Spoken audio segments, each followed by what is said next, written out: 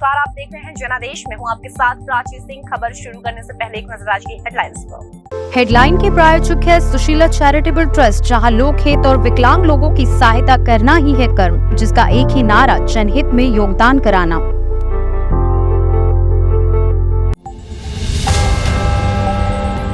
PM Modi क्या परमात्मा है? राज्यसभा में मल्लिकार्जुन खड़गे ने बीजेपी सांसदों से पूछा ये सवाल।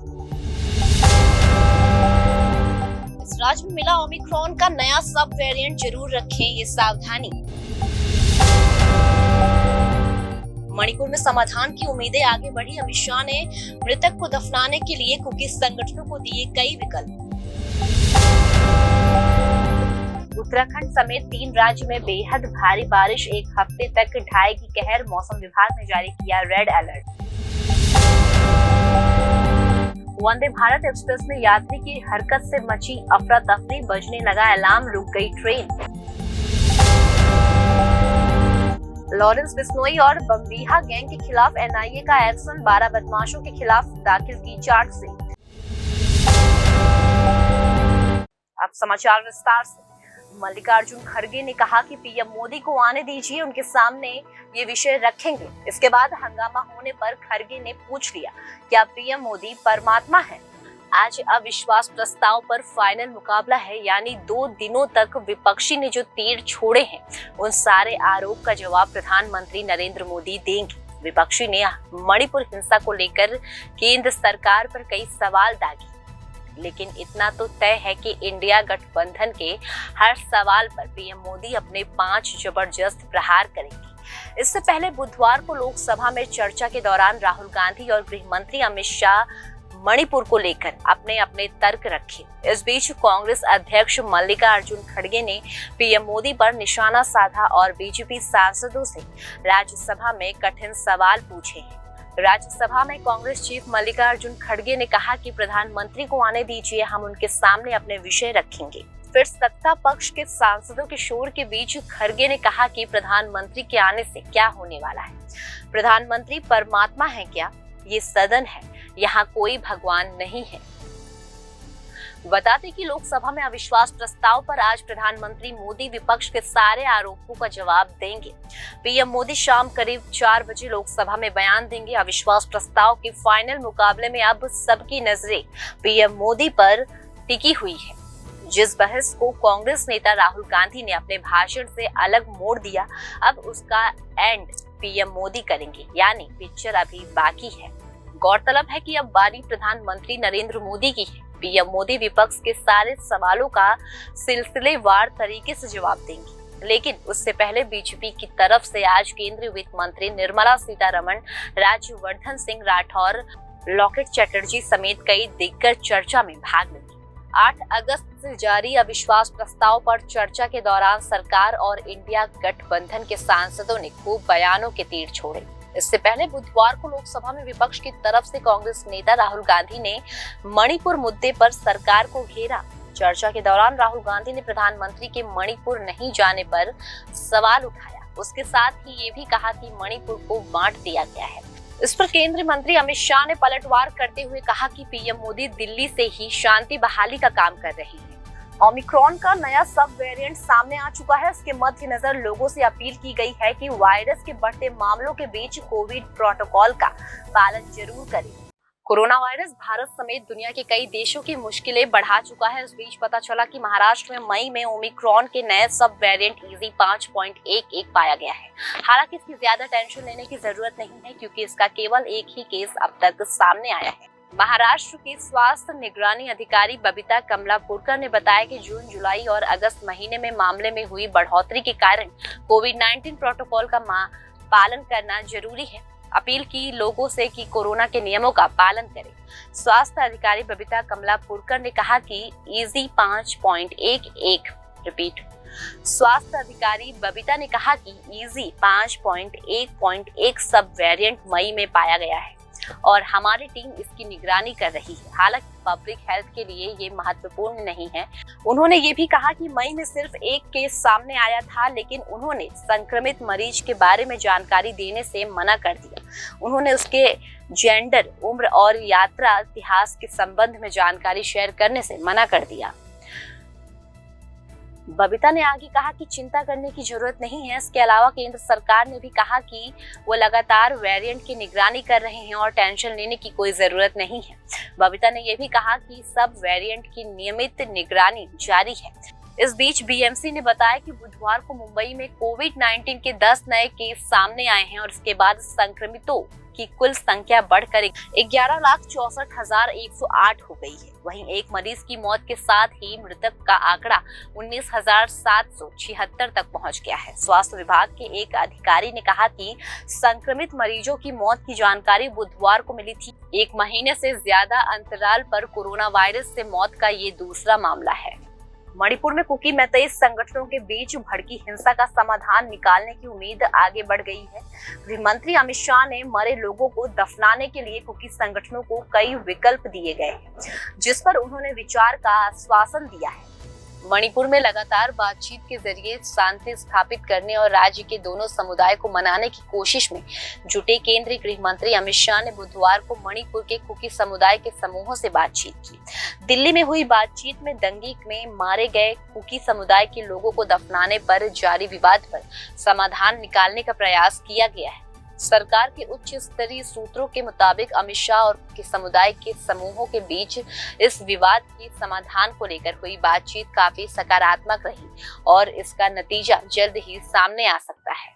सूत्रों के मुताबिक बातचीत के दौरान सरकार की तरफ से मणिपुर हिंसा और दंगे में मारे गए कुकी समुदाय में लोगों को दफनाने के लिए आधा दर्जन से लगभग जगहों का विकल्प दिया गया है। कुकी समुदाय के लोगों ने सरकार द्वारा दिए गए ऑपरेशन पर गंभीरता से विचार करने का आश्वासन दिया है। सरकार को उम्मीद है कि आने वाले कुछ ही दिनों में कुकी समुदाय के लोगों को दफनाने की जगह को लेकर चल रहा विवाद शांतिपूर्ण तरीके से सुलझ जाएगा। बताते चलते हैं कि मैतेई समुदाय के एसटी दर्जे की मांग के खिलाफ कुकी समुदाय और नागा संगठनों ने 3 मई को राज्य के पहाड़ी इलाकों में रैली निकाली थी। इसी रैली के दौरान उसमें शामिल युवा हिंसक हो उठे और उन्होंने पहाड़ी इलाके में रह रहे मैतेई समुदाय पर हमला बोलकर उनके घर, दुकानों और गाड़ियों को जला दिया। इस हिंसा में मैतेई समुदाय के कई लोगों को जान भी गंवानी पड़ी। इस घटना में इम्फाल घाटी में रहने वाले मैतेई समुदाय भड़क गए और उसने जवाब में हिंसक प्रक्रिया की, जिसमें बड़ी संख्या में कुकी समुदाय के लोगों को जान माल का नुकसान पहुंचा। मौसम विभाग ने उत्तराखंड, सिक्किम 3 राज्यों में बेहद भारी बरसात का रेड अलर्ट जारी किया है। इन राज्यों में नदी किनारे रहने वाले लोगों को दूर हटने की अपील की गई है। मौसम विभाग ने उत्तराखंड में आज भारी से भी भारी बारिश का रेड अलर्ट जारी किया है। राज्य के नैनीताल, चंपावत, उधम सिंह नगर और पौड़ी में बहुत तेज बारिश की परिस्थितियां बनी हुई है। मौसम विभाग का आकलन है कि राज्य में लगातार रिमझिम बारिश के आसार नहीं बल्कि अचानक तेज बारिश और बादल फटने की आशंका है। विभाग ने 15 अगस्त तक लोगों से सतर्क रहने और नदी नालों से दूर रहने की अपील की है। मौसम विभाग ने निर्देशक विक्रम सिंह ने बताया कि आज नैनीताल जिले में भारी बारिश हो सकती है। बुधवार को देर रात हुई बारिश से हल्द्वानी में बाढ़ जैसे हालात हैं। वहां पर कई मकान तो ध्वस्त हो गए हैं और कई मकान ढहने के कागार पर हैं। शहर के कलसिया और रक्सिया नाले में जमकर तबाही मचाई है। कलसिया नाले के किनारे रहने वाले करीब 150 लोगों को सुरक्षित जगह पर शिफ्ट करवाया गया। नदी नाले अभी उफान पर बने हुए हैं। डीएम नैनीताल वंदना ने हल्द्वानी में सभी आपदाग्रस्त इलाकों का जायजा लेकर अधिकारियों को जरूरी दिशा निर्देश जारी किए हैं। इस दौरान वे आपदा प्रभावित पीड़ित परिवारों से भी मिली और उनके हर संभव सहायता देने का भरोसा दिया। नदी और नाले के किनारे घर जर्जर स्थिति में हैं, उनका सर्वे करने का निर्देश दिया गया है। मौसम विभाग की ओर से जारी रिपोर्ट के अनुसार अगले 5 दिनों के दौरान उत्तराखंड, बिहार, सिक्किम और अरुणाचल प्रदेश में भारी से बहुत भारी वर्षा होने की संभावना है, जबकि अगले 1 सप्ताह के दौरान देश के बाकी हिस्सों में हल्की वर्षा होने की संभावना है। उत्तराखंड में 9 अगस्त को 13 अगस्त तक अलग अलग स्थानों पर भारी से बहुत भारी बारिश होने के आसार है। उत्तर पश्चिमी भारत में हल्की से मध्यम स्तर की छिटपुट बरसात हो सकती है। मौसम एजेंसी ने पूर्ण अनुमान जताया है कि इस रविवार को पश्चिम और पूर्वी उत्तर देश के अलग अलग स्थानों पर भारी बारिश होने की संभावना है। हालांकि उत्तर पश्चिमी भारत के बाकी हिस्सों में अगले 7 दिनों तक बारिश की गतिविधि कम रहने की उम्मीद है। वहीं पूर्वी भारत में हल्की से मध्यम स्तर की बारिश हो सकती है। मौसम विज्ञानों के अनुसार बिहार, उप हिमालय, पश्चिमी बंगाल और सिक्किम में बुधवार से रविवार तक अलग अलग स्थानों पर भारी वर्षा होने की संभावना है। झारखंड और सिक्किम में बुधवार, शनिवार और रविवार को अलग अलग जगहों पर भारी बारिश होने की उम्मीद है, जबकि बिहार में आज के दिन अलग अलग जगहों पर अत्यधिक बारिश हो सकती है। IMD ने कहा कि अगले 5 दिनों में अरुणाचल प्रदेश, असम, मेघालय, नागालैंड, मणिपुर, मिजोरम और त्रिपुरा में अलग अलग स्थानों में भारी बारिश की संभावना है। मध्य, पश्चिमी और दक्षिण भारत में अगले 7 दिनों तक बारिश की गतिविधि कम रहने की उम्मीद है। तिरुपति सिकंदराबाद वंदे भारत एक्सप्रेस के एक शौचालय में एक अनधिकृत यात्री के धूम्रपान करने के कारण बुधवार शाम आग लगने की सूचना वाला अलार्म बज गया, जिसके चलते कुछ समय के लिए ट्रेन रोक दी गई।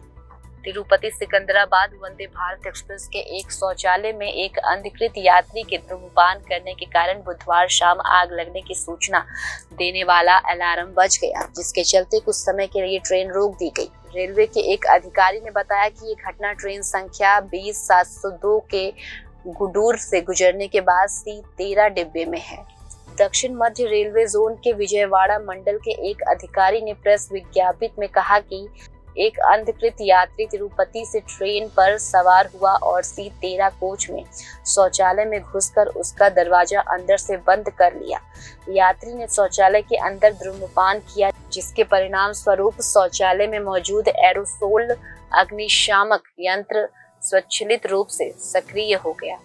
अलार्म बजने के बाद एरोसोल अग्निशामक ने आग बुझाने के लिए पाउडर जैसा धुआं छोड़ना शुरू कर दिया, जिसके चलते उस डिब्बे के यात्री घबरा गए। बाद में उन्होंने डिब्बे के अंदर एक आपातकालीन फोन कनेक्शन के माध्यम से ट्रेन के गार्ड को इसकी सूचना दी, जिसके कारण ट्रेन शाम 5 बजे के आसपास मनुबोलू में रुक गई।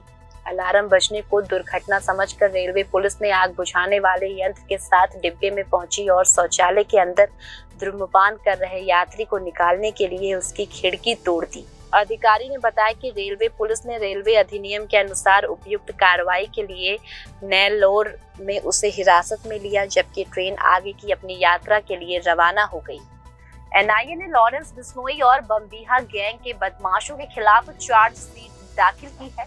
एजेंसी ने दोनों गैंगों के बदमाशों के खिलाफ 2 सप्लीमेंट्री चार्जशीट दाखिल की, जिसमें 3 बदमाश लॉरेंस बिश्नोई गैंग के हैं और 9 बदमाश बम्बिहा गैंग के, यानी कुल 12 बदमाशों के खिलाफ चार्जशीट दाखिल की गई है।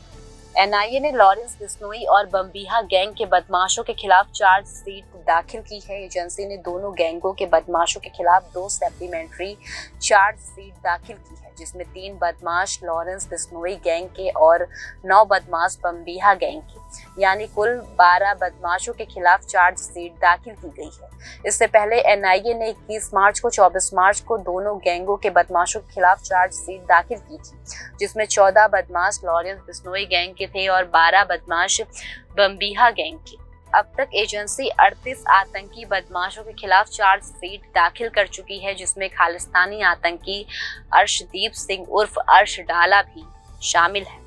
NIA ने लॉरेंस बिश्नोई के 3 बदमाश लखवीर सिंह और दिलीप कुमार बिश्नोई उर्फ भोला और सुरेंद्र सिंह उर्फ चीकू, जबकि बम्बिहा गैंग के 9 बदमाश के खिलाफ ये चार्जशीट दाखिल की है, जिसमें सुखदूल सिंह, छेनू पहलवान, दलेर कोटिया, दिनेश गांधी, सन्नी डागर उर्फ विक्रम शामिल है।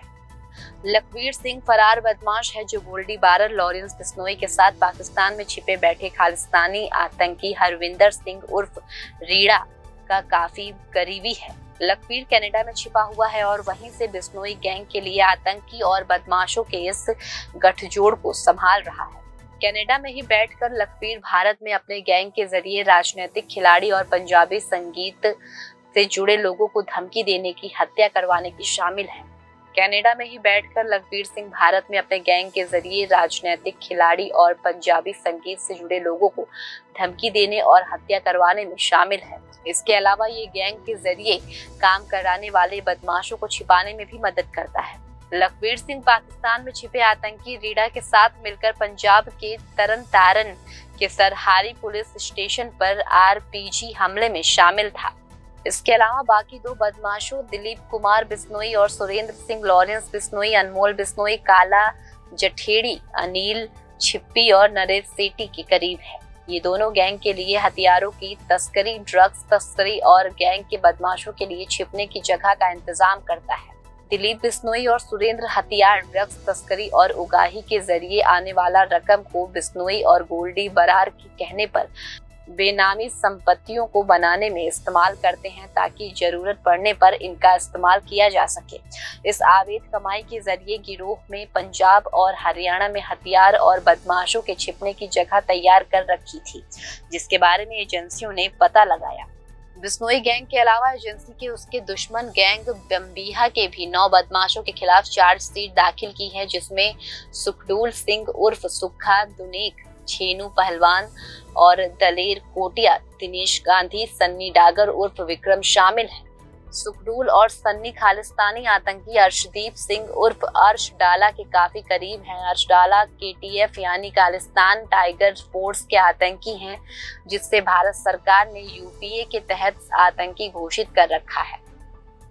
इसके अलावा बम्बीहा गैंग के 4 बदमाश नीरज पंडित, दिनेश गांधी, सुखडूल सिंह और दलेर कोटिया को PO यानी भगोड़ा दिखाया गया है और कोर्ट से इन चारों को भगोड़ा घोषित कराने को भी कहा है। एजेंसी ने अपने चार्जशीट में दोनों गैंग के बदमाशों के बारे में बताया कि इन्होंने विदेश में अपना कम्युनिकेशन एंड कंट्रोल सेंटर खोल रखा है, जिसके जरिए ये भारत में अपने गैंग के बदमाशों से संपर्क में रहते हैं। ये बदमाश America, middle east, Thailand, Philippines और कनाडा में छिपकर अपना ये नेटवर्क चला रहे हैं, जिसमें ये अपने गैंग के लोगों के जरिए पंजाबी गायक, पंजाबी खिलाड़ी, व्यापारी, डॉक्टर, धार्मिक नेताओं को धमकाकर वसूली करते हैं और हत्या भी कर रहे हैं। हत्या को अंजाम देने के बाद विदेश में बैठे लोग ही इनका छिपने का इंतजाम करते हैं ताकि पुलिस से बचे रहें। एजेंसी के मुताबिक उगाई गई रकम को ये बदमाश आतंक के लिए, हथियार खरीदने और आतंकी वारदात के लिए इस्तेमाल करते हैं। फिलहाल खबरों में सिर्फ इतना ही। आगे खबरों में बने रहने के लिए देखते रहिए जनादेश।